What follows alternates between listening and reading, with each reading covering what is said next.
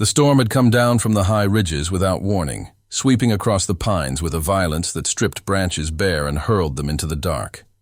Elias Ward pressed forward through the drifts, shoulders bent beneath the weight of a snow that did not fall so much as attack, stinging his eyes and numbing his beard into stiff needles of frost. His camp had been crushed hours earlier when a heavy trunk split in the wind and came down upon the lean-to he had built. The fire died with it. The small sack of flour and salt pork was lost beneath shattered timbers and ice. He had saved only his axe, the one tool that had never failed him. It swung at his side now like a final tether to survival. He was not a man given to prayer, but the mountains had a way of demanding reverence. Every step he took was an argument against the storm, and every breath a reminder of how thin his body had grown after too many lonely seasons at lumber camps. By nightfall his legs faltered, and it was then he saw the black mouth of the cave, half hidden behind wind-carved snow. Relief cut through the cold like a blade. He stumbled toward it, scraping his palms on stone as he dragged himself inside. The cave breathed of damp earth and old ashes. He struck flint to steel and coaxed a spark into life, feeding it with twigs he had gathered along the way. Firelight stretched against the walls, reaching into shadows that seemed reluctant to give themselves up. The warmth licked at his skin, too meager to chase away the storm's chill, but enough to remind him he was not yet dead. He closed his eyes for a moment, listening to the hollow whistle of wind beyond the rocks. It was then he felt the weight of another gaze. When his eyes opened, the fire showed him she was there. A woman stood deeper within the cavern, half veiled in shadow. She wore a dark shawl drawn tight around her shoulders, its edges fringed like the feathers of a crow. Her eyes caught the firelight, steady, unblinking, as cold as the rifle barrel she kept within reach of her hand. Elias stiffened. His first instinct was to rise, to grip the haft of his axe, but exhaustion pinned him to the stone floor. The silence between them was not empty. It was heavy, taut, filled with the suspicion of two souls who knew too well the treachery of strangers. "I'll not trouble you long," he rasped, voice coarse from the storm. "Just the night. Then I'll be gone." The woman did not answer. She only studied him, her face unreadable. The shawl shifted as she breathed, and in the flicker of the fire he glimpsed a necklace of bone beads, worn smooth with time. He lowered his gaze, not in submission but in weariness. The warmth of the flames seeped into him slowly. He thought of leaving, braving the storm rather than staying under a roof claimed by another, but his body betrayed him.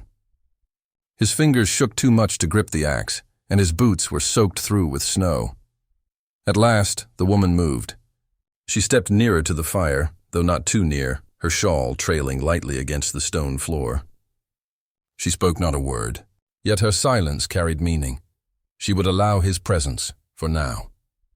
Not as welcome, but as a concession granted to a dying man. Elias nodded once, a gesture of gratitude roughened by pride.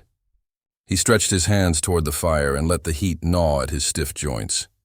The air smelled faintly of smoke that was not his own, the lingering trace of other fires, other nights she had endured here. This cave was hers long before it was his refuge. The storm wailed outside, shoving snow into the mouth of the cavern, yet within, another storm churned, one of grief and suspicion.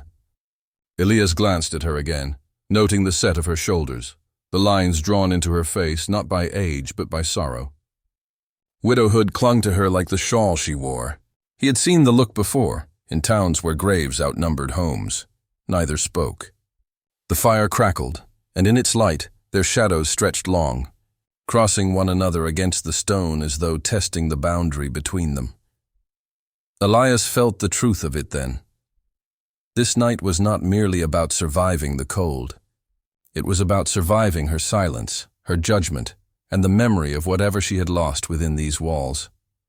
And she, he sensed, looked at him as though measuring whether he would prove another thief, another trespasser, or something quieter. When at last he laid back against the wall, he kept his axe within reach, though his eyes grew heavy. The woman did not move to strike him down, nor to banish him into the blizzard. She simply returned to the shadows, her gaze never leaving him. The fire burned low. Outside, the storm howled on, a beast with endless hunger, But inside the cave, the greater trial had only begun. The storm did not pass with morning. Instead, it thickened, its voice swelling until the cave mouth was veiled in white and the world beyond was lost. The wind poured snow into every hollow, smothering the land in silence. Within the cavern, fire became the only measure of time. When it burned low, the cold crept closer. When it flared, shadows danced against stone, keeping the night at bay. Elias Ward woke stiff and sore, his back pressed against rock. His first sight was of her, the woman who had tolerated his presence through the dark. She sat near the embers, tending them with a care that struck him as ritual rather than necessity.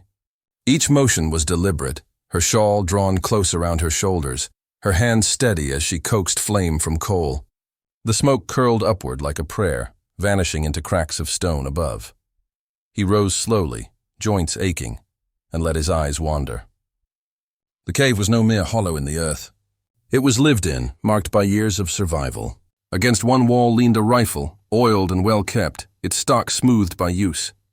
Near it rested a child's doll, carved of wood and clothed in faded scraps of cloth.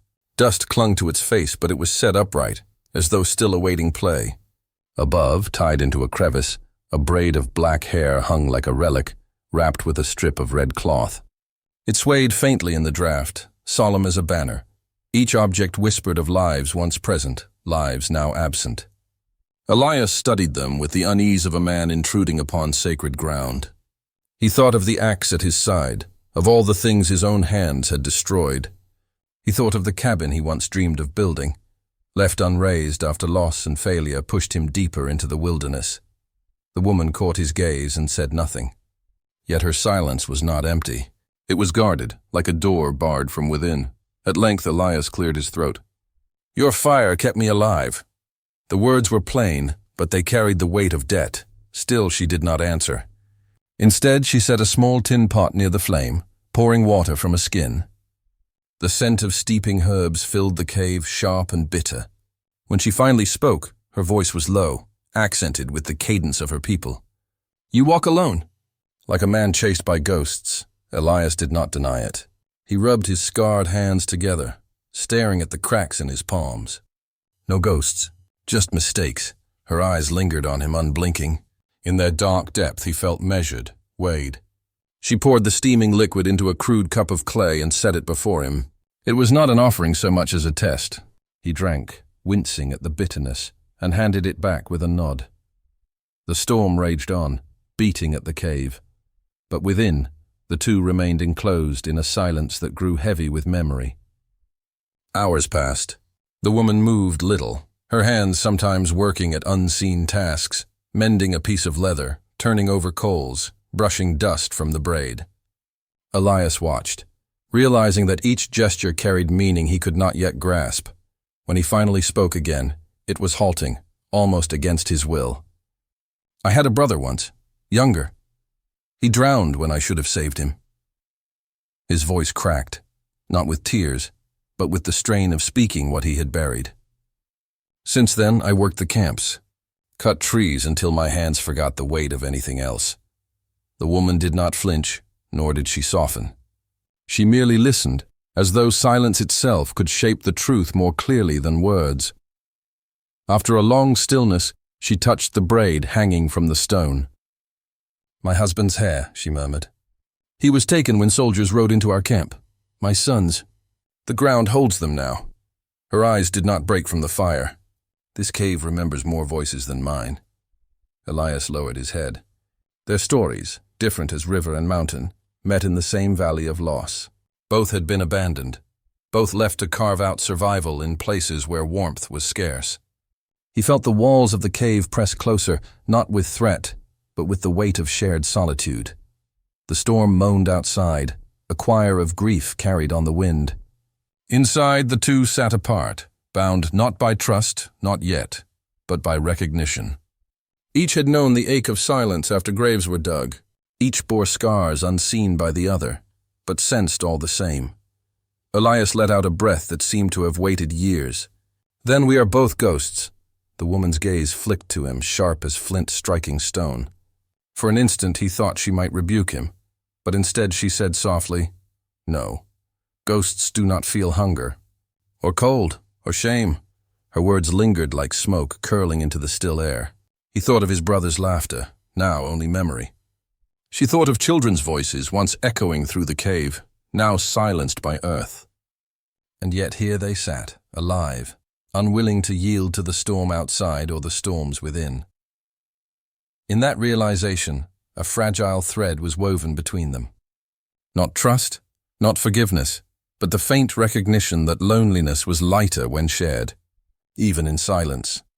The fire crackled, and the shadows of their figures bent together upon the cave wall, as though the past itself leaned in to listen. By the third day, the storm had grown merciless. Snow pressed against the mouth of the cave in drifts taller than a man, sealing them in a white prison.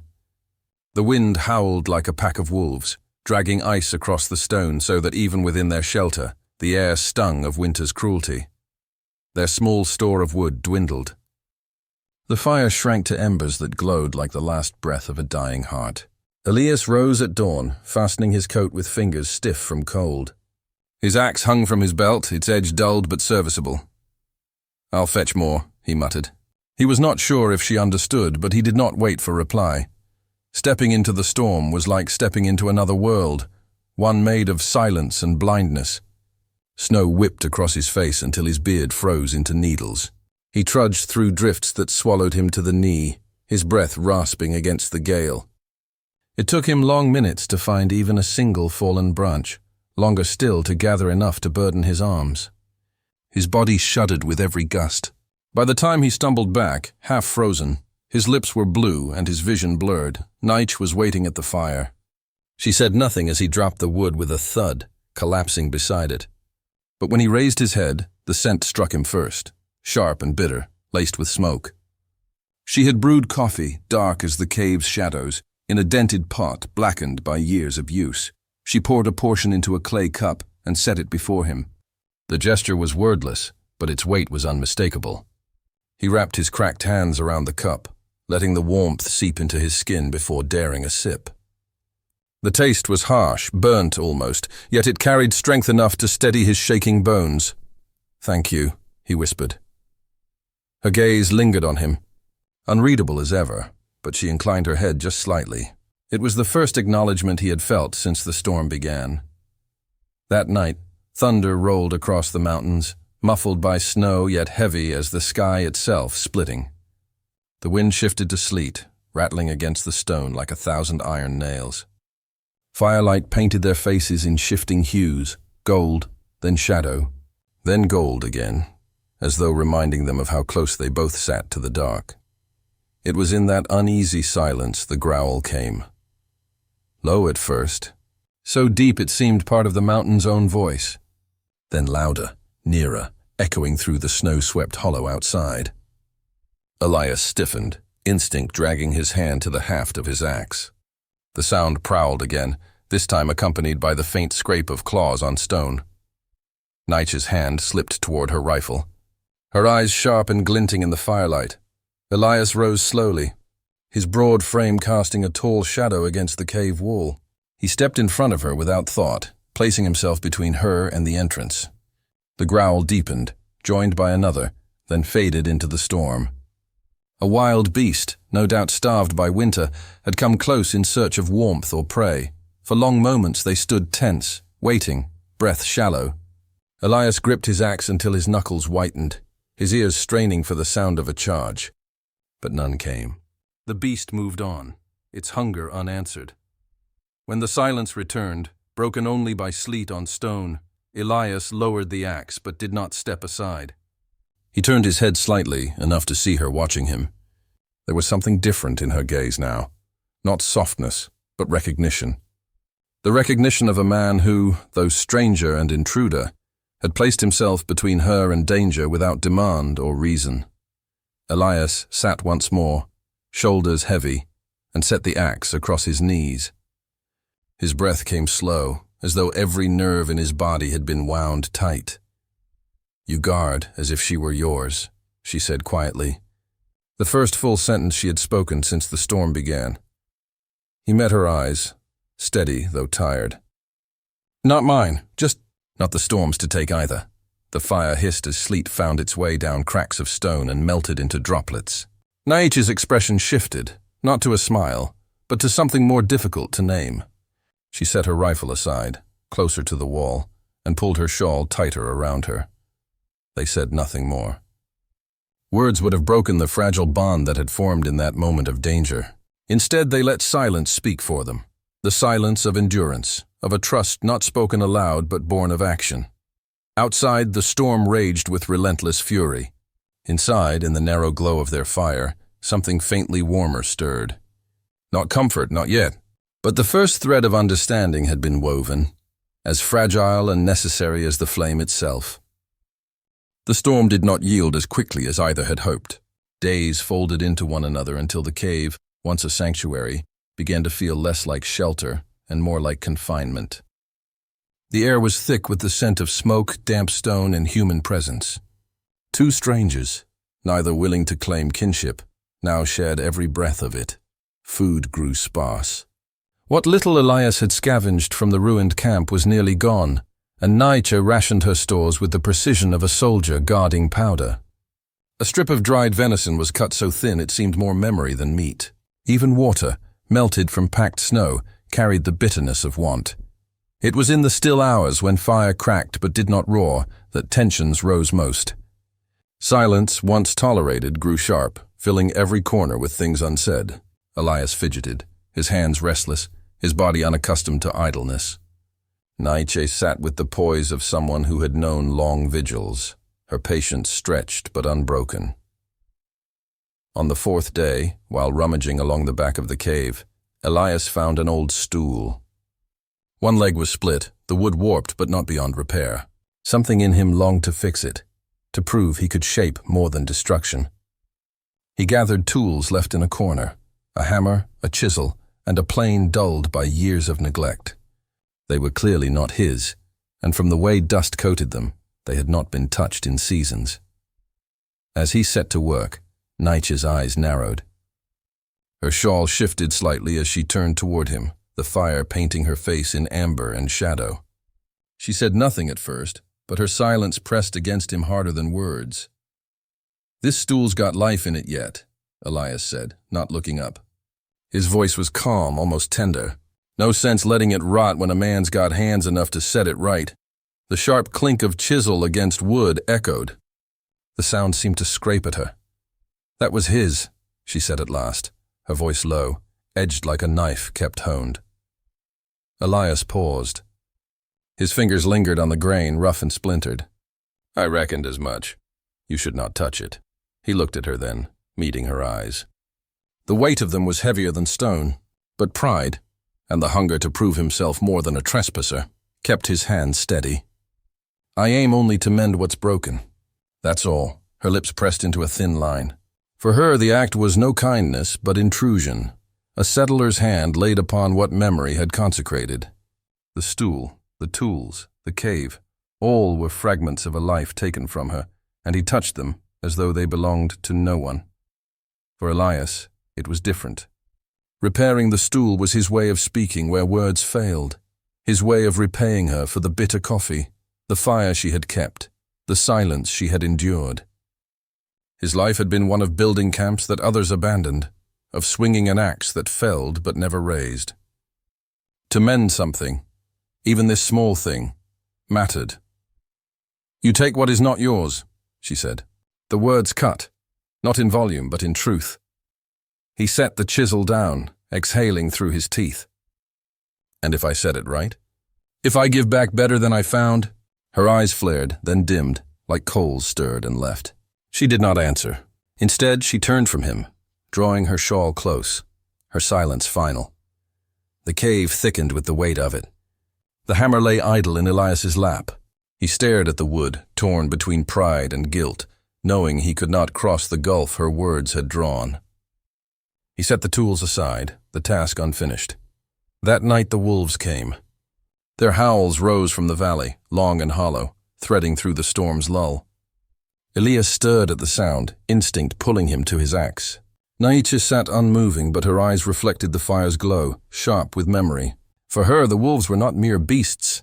They were the chorus of grief, reminders of how easily families were scattered, homes stripped, lives undone. The howling ebbed, leaving the cave wrapped once more in silence. Neither spoke of the stool or the tools again. The air between them was strained, suffocating with unspoken boundaries and bruised pride. And yet, though conflict lay between them like a drawn line in the dirt, neither moved to send the other away.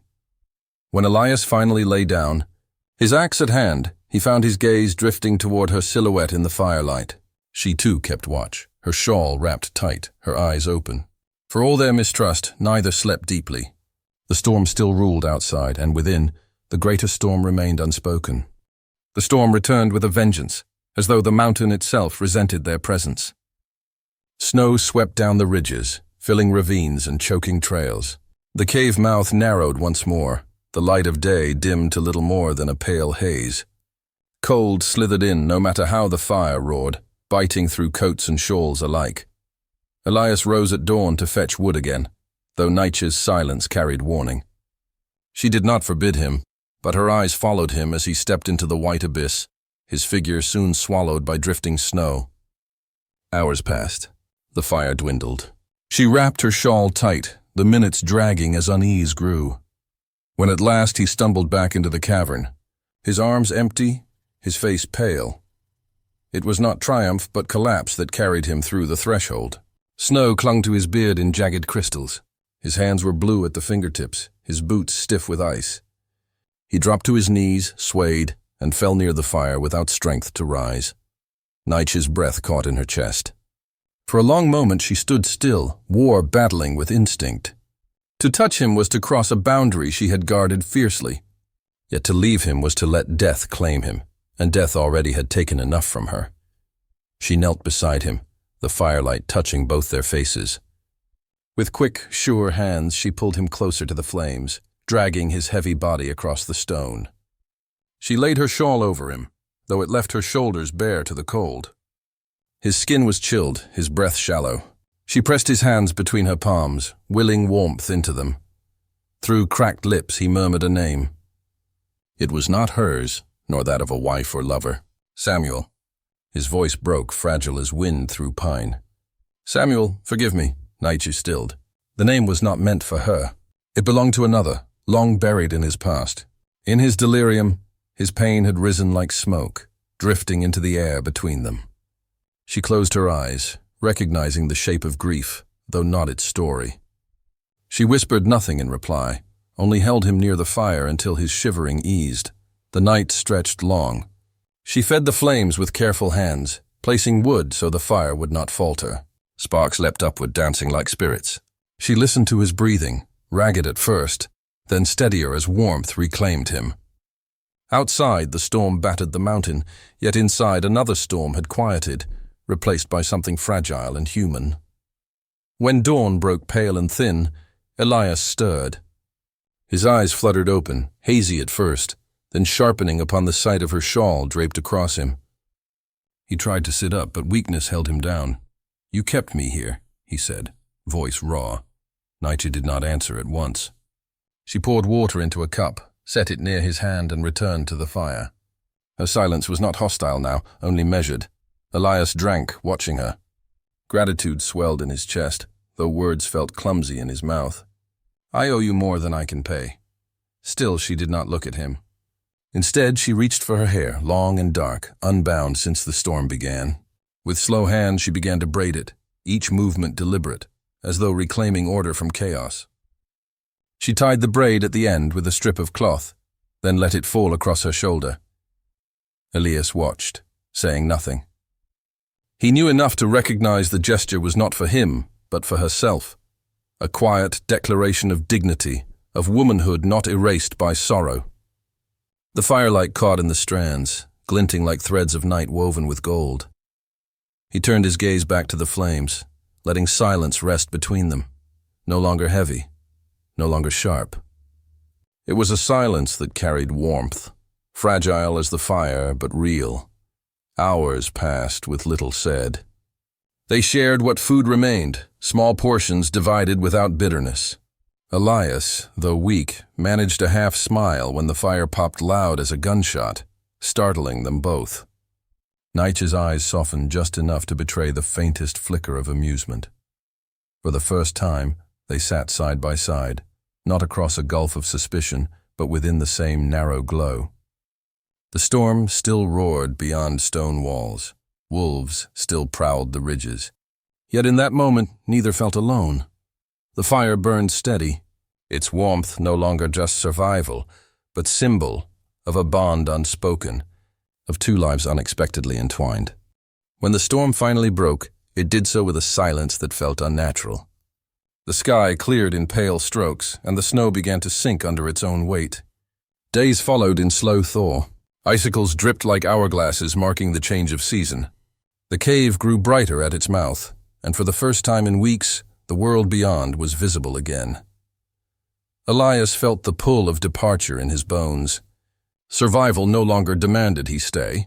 The forest called with promise of work, of lumber camps that always needed hands. Yet when he stepped to the cave's edge and looked upon the valley, he found no eagerness, only weariness. The world outside had not grown kinder while he hid within stone. It was on such a morning that danger arrived. The sound of hooves echoed up the pass, breaking the mountain's calm. Elias moved instinctively, his hand tightening on the haft of his axe. From the shadows, Naiche stood motionless, her shawl drawn close, her face unreadable. Together they watched as 4 riders appeared, their coats heavy, their eyes sharp. Settlers, dust-stained even in snow's retreat. The lead man lifted his hand in greeting, though his voice carried no warmth. "That cave you're sitting in belonged once to a miner out of Tucson. His kin's come to claim it." Elias said nothing at first. He felt Naiche's silence behind him, heavier than stone. The men dismounted, their boots crunching over thawing ice. One spat into the snow. Another laid his hand on his pistol as though itching to prove the claim by steel rather than word. "She's squatting," one said, jerking his chin toward Naiche. "No right to be here." "Move her out and you can keep your corner."